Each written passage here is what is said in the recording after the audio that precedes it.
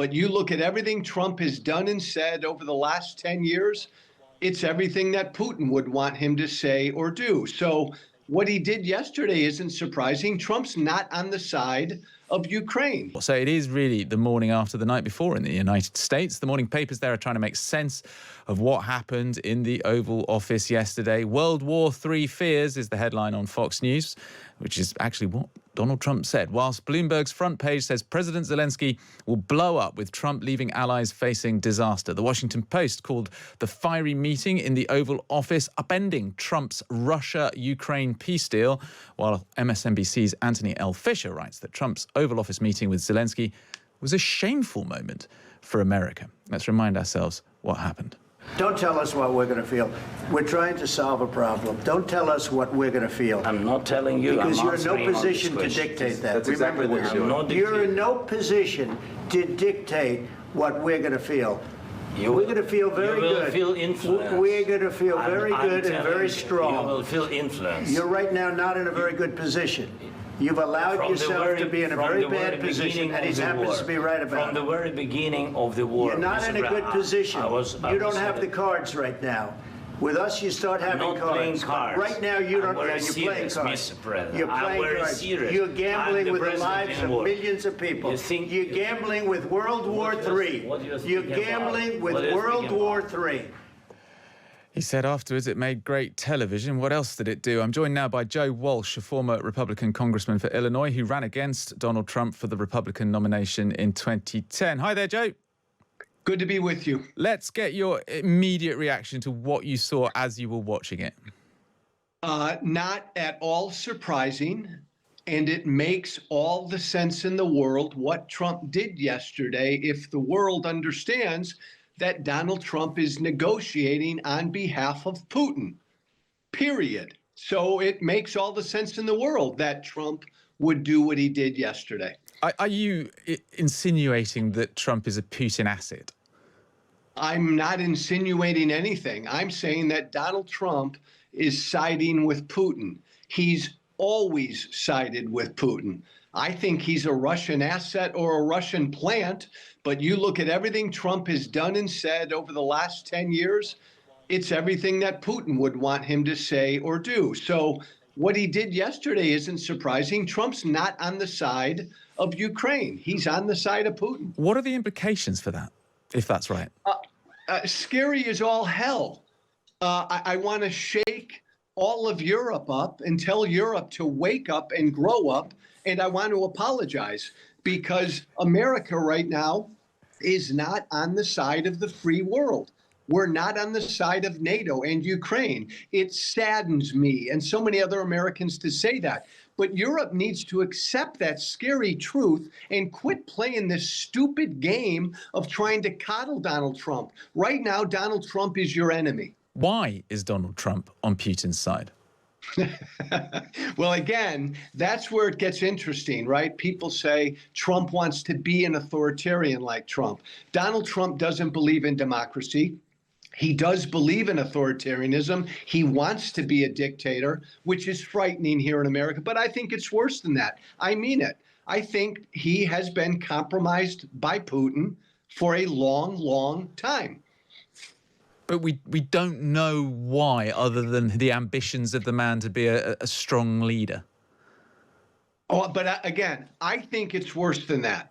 I think this goes way, way, way back to Trump's business dealings in Russia when Russia was the only entity that would give him money for his developments way, way back. I think people in the know that Trump is compromised by Putin. All I'm saying is this. Yesterday shouldn't surprise anybody. Donald Trump was impeached the first time 6 years ago for trying to extort Ukraine. 7 years ago, Trump stood on the world stage in Helsinki and sided with Putin over our own intelligence officials. He has a long history of siding with Vladimir Putin. Is your view, the view that you've just expressed over the last 5 minutes very articulately, widely shared in your friendship circle across America? How is America reacting to what it saw last night in the White House? Trump's base and Trump's supporters love what he did because, again, here's the scary truth, Europe. We have two major political parties in this country. One of our parties is led by the authoritarian Donald Trump, but he owns that political party. So the Republican Party is lockstep behind him, even though many of my former Republican colleagues were disgusted by what he did yesterday. But most Republican voters like what he did. I would argue most Americans were repulsed by what he did. Where is this all going to go? How does Trump even bother trying to repair the relationship that he has with Ukraine? Because there are still huge American military and financial investments tied up in NATO, tied up in helping and supplying weapons to Ukraine. Where do you see this going from this moment forward? I think Europe and Ukraine and NATO and the free world ought to give America the middle finger and go on their own right now and defend Ukraine and defend the free world and just realize that at this moment in time, they have a president of America who's not on their side. So Europe ought to take a lead and support Ukraine for the next few years because Trump's not changing. Donald Trump doesn't give a damn about peace. Trump would give away Ukraine to Putin if he could. Europe needs to accept that horrible truth. And again, I'm an American. My government right now is my enemy because I believe in NATO and Ukraine and the free world. This is a scary time. Joe, thank you. We've got your message over here in Europe loud and clear. We're very grateful to you for coming on Times Drive today. That's Joe Walsh, former Republican congressman. We've got a tweet that's come through from Christine Nolan, who says the reason the White House meeting with Zelensky was unscripted was because Trump and Vance wanted to ambush him. And Chris has WhatsApped in to say, I was appalled at how President Zelensky was treated yesterday in the Oval Office. He deserves more respect. OK, well, let's get the view from Ukraine now. It's clear that the Russians made quite a big deal of yesterday's events at the White House, with former President Dmitry Medvedev posting on X saying the insolent pig, that's President Zelensky, finally got a proper slapdown in the Oval Office. Meanwhile, Russian attacks against the Ukraine have continued. Officials say 12 people have been injured in a drone strike on the city of Kharkiv, while Moscow says it's captured 2 more villages in the eastern Donetsk region. I'm joined now by Yuri Sak, who's an advisor to Ukraine's Minister of Strategic Industries, joining us from Kiev. Hi there, Yuri. Hi. Your reaction to what you saw yesterday? It was quite, probably the best way to describe it. It was disbelief, because our side, we were preparing for this visit. We had our working teams on actually both sides work very hard to ensure that that framework agreement on the establishment of the investment fund that in the future would deal with the critical minerals. So that agreement took a lot of time and effort to make sure that it was acceptable by both sides. And quite frankly, we were looking forward to the opportunity for our president to be in the White House and face-to-face explain to our partners, strategic partners, to explain to them, where we are with this large-scale invasion, with this aggressive war. And when it started to go out of control, of course, this was very, very almost uncomfortable to watch, because every Ukrainian, and I tell you, this press conference, because of its significance, because of the significance of the moment in the larger scheme of things, I assure you that there were soldiers watching this press conference in trenches. There were millions of refugees who are now living away from Ukraine because of the war. They were also watching it, trying to see, light in the end of the tunnel, trying to see some hope that the war will be over and they will be able to come back home. And of course, there were those who, children who lost their parents in this war, and they were watching it as well, because everybody wants to achieve just peace and begin some healing and restoration. And instead, we saw this unpredictable clash of the positions, which we didn't anticipate. And, we could all relate to how our president felt, because some of the things that he heard were actually a little difficult to digest. I can imagine that. And I just want to put aside the perfectly understandable Ukrainian negotiating position for one moment, but just look at the way your president played Donald Trump there. He must have known what was coming. He must have known the sort of character that he was dealing with. He's met him before. Are you a little bit surprised or disappointed that he was unable to keep his cool, that he was unable to not be argumentative and end up with the result that the Ukrainian delegation got?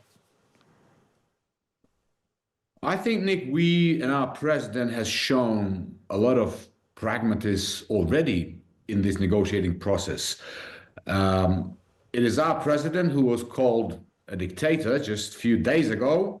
It was our president whose ratings were diminished without any foundation in real facts. So I think he was going into this visit knowing full well that it is a complicated scenario. But at the same time, he couldn't have just be sitting there and not respond to the accusations, because, you know, it's not just President Zelensky. He's representative of our people, of our dignity. And, you know, it wouldn't be right for him to just sit there and nod his head and in agreement with the things which are not based on fact. I get exactly what you're saying, but the point that Donald Trump made is that you are not in a position to take the attitude that you are taking. Ukraine, in his view, has a weak hand. Does Ukraine have a weak hand?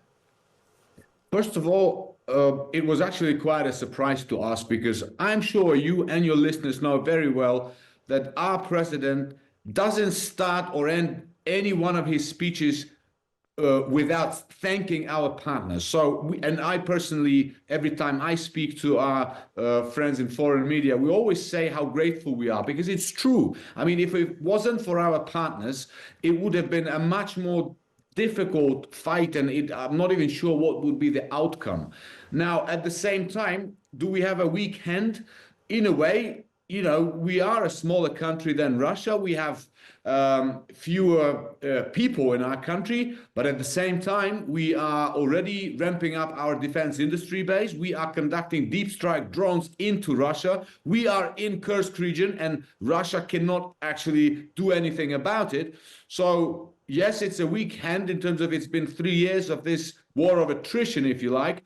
It's been 3 years in which, you know, very often we would receive the military support that we require too late. But at the same time, look at us, we're still standing, and that's because of the unity. And I would like to use this opportunity to stress.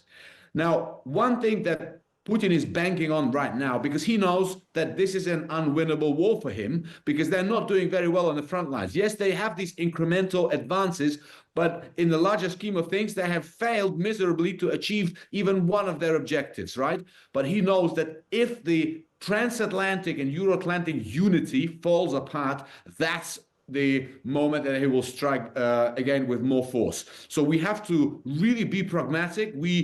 The US are still our strategic partner. We will think very carefully how to fix what happened yesterday, how to move forward with the negotiating process. And of course, our European partners are tremendously important for us. So that meeting that will be held tomorrow is very, very important. So we all have to work together to preserve our unity, because this is still a war about values. It's not a war about critical minerals. Yuri, we're going to have to leave it there, but thank you so much for coming on the programme. You have all our support and respect here at Times Radio, and I'm sure very many of the British people do as well. Yuri Sak, advisor to Ukraine's Minister of Strategic Industries, who is speaking from Kiev in a wartime situation, and you can just hear the passion in his voice about where he sees this going and where it needs to go in order to steer a way through for the Ukrainian people.